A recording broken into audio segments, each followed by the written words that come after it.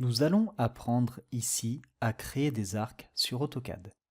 Vous retrouvez les fonctions d'arc dans l'onglet Début et ensuite dans le groupe de fonctions Dessin.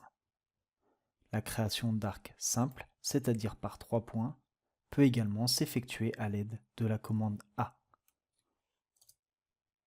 Vous pouvez, comme pour toutes les autres fonctions d'AutoCAD, suivre la ligne de requête pour vous aider à créer des objets. Lors de la création d'un arc par 3 points, vous devez tout d'abord spécifier le premier point d'insertion de l'arc.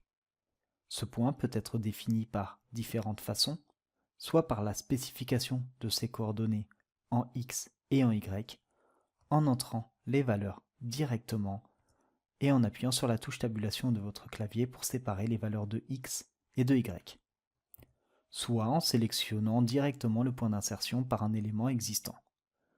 Vous devez ensuite spécifier le second point, suivi du troisième. À ce moment-là, vous pouvez respécifier votre rayon et l'angle. Vous avez également la possibilité de créer des arcs de manière différente. Vous retrouvez toutes ces autres fonctionnalités lorsque vous cliquez sur le menu déroulant de la fonction arc. De cette manière, vous retrouvez les créations d'arcs par 3 points, comme l'on a vu précédemment, par départ, centre et fin, dans lequel vous pouvez spécifier un angle, par départ, centre et angle, départ, centre et longueur. Donc il s'agira à ce moment de la longueur d'arc. Par départ, fin et angle.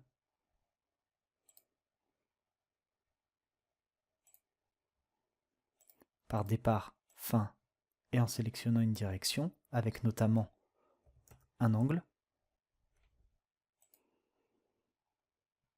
Par départ, fin et rayon.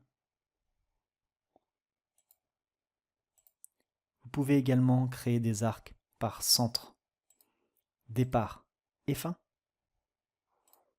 À chaque fois, vous avez bien évidemment la possibilité de rentrer le rayon et l'angle de votre arc.